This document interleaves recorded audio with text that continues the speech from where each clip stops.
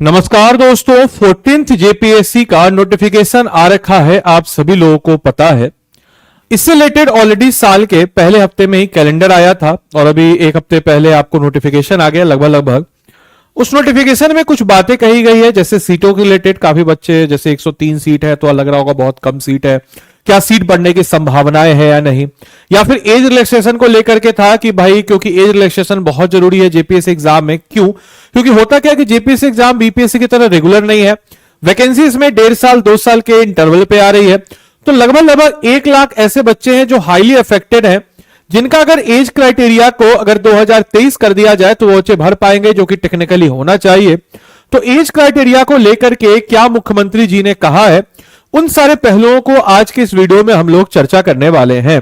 यानी कि 14th JPSC से रिलेटेड क्या सीट्स में बढ़ोतरी होगी, क्या एज कट ऑफ कम होगा, दो छोटे छोटे पहलू हैं, इनके ऊपर हम चर्चा करेंगे। वीडियो ज्यादा लंबा होगा नहीं, तो इस वीडियो को अंत तक आप सभी लोग देखें और आगे की क्या आपकी रणनीति होनी चाहिए उसके ऊपर भी हम लोग इस वीडियो में बात करेंगे। सबसे पहले अगर हम बात करते हैं 2026 में जो 14th जेपीएससी की परीक्षा आई है, इस 14th जेपीएससी की परीक्षा में जो एज क्राइटेरिया दी गई है, उस एज क्राइटेरिया से लगभग 1 लाख बच्चे जो है बाहर हो गए हैं। और उन बच्चों ने प्रपोज किया सीएम के सामने कि एज क्राइटेरिया को अगस्त 2023 आप कीजिए, बनस्पत किए 2000 जो आप 25 कर रहे हैं उसके बदले 23 कीजिए। और हुआ भी ये कि प्रपोजल गया सीएम के पास, लेकिन सीएम ने इस प्रपोजल को रिजेक्ट नहीं किया। याद रखिएगा, कई बच्चे, कई लोग, कई यूट्यूब पे मैंने देखा कि लोग बोल रहे हैं इसको रिजेक्ट किया गया। रिजेक्ट नहीं किया गया मेरे भाई, आप अगर ध्यान से उस प्रेस वार्ता को पढ़ेंगे तो वहां पे लिखा गया है कि स्थगित किया गया है। राइट, स्थगित मतलब यह नहीं होता है कि उसको रिजेक्ट किया गया। स्थगित और निष्कासित में फर्क होता है, तो ये रिजेक्ट नहीं है, ये बेसिकली थोड़ा समय के लिए, थोड़ा और विचार विमर्श करने के लिए इस पे समय की मांग की गई है। तो सबसे पहले एज क्राइटेरिया जो प्रपोज किया गया, जिससे लगभग 1 लाख प्लस बच्चे जो है अफेक्टेड हैं, तो अगर ये चीज हो जाए, जो कि होना चाहिए, मेरा सपोर्ट है इसमें कि बिल्कुल होना चाहिए, तो इससे क्या होगा कि बहुत सारे बच्चे इस फॉर्म को फिलअप कर पाएंगे। और ऑब्वियस सी बात है, या तो फिर आप आयोग अपने आप को रेगुलर कीजिए, जो कि आप नहीं कर पाते हैं, तो कम से कम जो बच्चे एलिजिबल हैं उन बच्चों को मौका तो दीजिए। आप 1.5 साल 2 साल में वैकेंसी लाएगी, बच्चे तैयारी करके बैठे हुए हैं, तो ऐसे तो काम नहीं चलेगा। तो ये सारी चीजें यहां पर आपको यहां पे बताई गई है। तो मेरे भाई 1 लाख प्लस और एज 2023 में ऑब्वियस सी बात है, इसको प्रपोजल किया गया, इसको रिजेक्ट नहीं किया गया, लेकिन इसको स्थगित कर दिया गया। इसके अलावा इससे पहले भी अब बहुत सारे बच्चों के मन में आ रहा होगा कि सर क्या एज क्राइटेरिया होगा? बिल्कुल होगा। इससे पहले भी आपको पता होगा कि पिछले बार वाले जेपीएससी में जो 11 से 13वां वाला था, उसमें 2017 जो था एज क्राइटेरिया को किया गया, बाद में फिर रिवाइज भी किया गया। तो ये हो सकता है और मोस्ट प्रोबेबली है कि होगा। जेपीएससी का एक ट्रेंड रहा है कि वो मतलब एग्जाम से कुछ समय पहले भी कुछ अपने नियम को बदल करके आपको अपने हिसाब से कर सकता है। तो आपको अपनी तैयारी को सही डायरेक्शन में और सटीक डायरेक्शन में लेकर के आगे बढ़ना चाहिए, बिना यह सोचे समझे कि आपको अपनी तैयारी करनी चाहिए। क्योंकि होता क्या है कि आज के डेट में कल आ जाए कि हाँ भाई अब उसको अप्रूव कर दिया गया, तो आप अगर आज से तैयार नहीं है तो अब पछताए तो होत क्या, जब चिड़िया चुग गई खेत। तो बढ़िया से ईमानदारी से तैयारी कीजिए और आपको मिलेगा। इसके अलावा सीटों को लेकर के लगभग 103 सीट है, तो 103 सीट है और लगभग मान के चलिए कि बैकलॉग की जो सीट है वो लगभग आपको आएगी। लगभग मोटा मोटी मान के चलिए जो बैकलॉग की सीट है, लगभग 25 से 30 सीट जो बैकलॉग की है वो इसमें एड ऑन आपको हो जाएंगी। और तकरीबन मान के चलिए कि 135 से 150 के बीच में सीट जो है आपको देखने को नजर आएगी।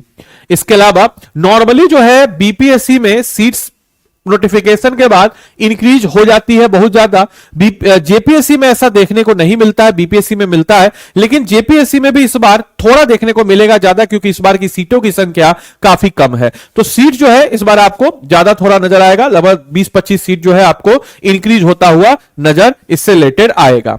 इसके अलावा मैंने एज क्राइटेरिया आपको बता दिया, तो आपको अपनी तैयारी को सही और सटीक डायरेक्शन में आगे बढ़ते हुए चलते हुए चलना है। इसके अलावा मेरे भाई जो आप अगर प्रीलिम्स की तैयारी कर रहे हैं, तो कहीं ना कहीं सबसे इंपॉर्टेंट चीज आपके ऊपर यह होती है कि आप जो तैयारी कर रहे हैं, इस तैयारी में आपको टेस्ट सीरीज कराना। और दोस्तों होता क्या है कि हम लोग सबसे बड़ी गलती यही करते हैं कि जेपीएससी आपको टेस्ट करे इससे पहले आपको खुद को टेस्ट करना चाहिए टेस्ट सीरीज के साथ।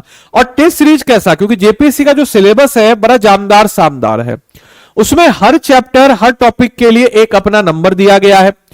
और जेपीएससी को आप जनरलाइज जनरल स्टडीज का टेस्ट सीरीज से कंपेयर नहीं कर सकते, क्योंकि जैसे आप नॉर्मली एग्जाम में देखेंगे, एग्जांपल के तौर पे मॉडर्न हिस्ट्री का प्रोपोर्शन ज्यादा होता है, बट जेपीएससी में आप देखेंगे कि मॉडर्न हिस्ट्री भी 5 नंबर का, एंशिएंट भी 5 नंबर का और मेडावल भी 5 नंबर का, तो तीनों जो है इस प्रकार से 5-5 नंबर के हैं।